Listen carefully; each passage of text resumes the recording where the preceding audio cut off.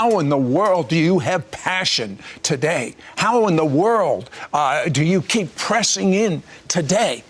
There are actually very practical things that I do in my everyday life that help me to sustain passion for God, because I don't feel like this all the time. There are days, I'm sure we all feel it, where it's like, I feel like my faith is dry. I don't want to spend time with God. I don't want to spend time in the Word. I'm just being honest. But what I've found, and I teach about this all over the place, and I see amazing breakthrough, is that there are keys that when we do these certain things, that fire for God and that hunger for God is immediately ignited. For one, connecting with testimony.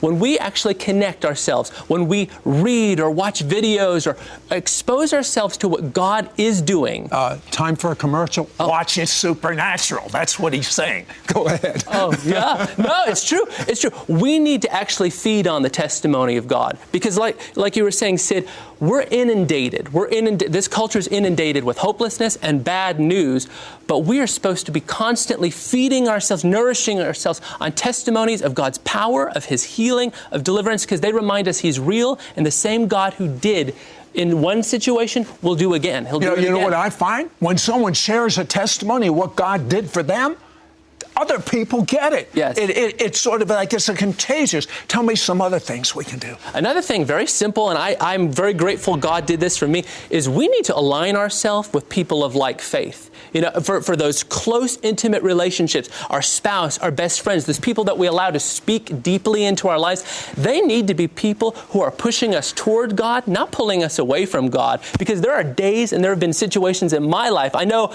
I'm talking about faith here. I've had seasons where I've experienced obstacles and resistance where I didn't have faith, but my wife had faith, and she is the one who just reminded me of God's goodness, of who He is, of what He said. She was a person of strong faith when I was dealing with weak faith and having. So we need one another. We're desperate for one another. You teach on declaring and decreeing. What is that?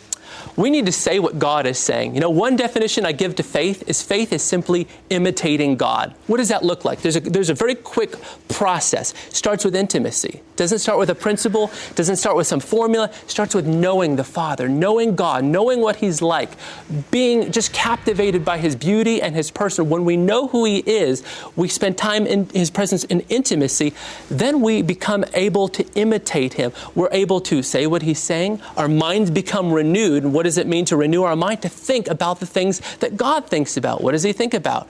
We just read the Bible. It's filling our mind with the truth of the Word of God.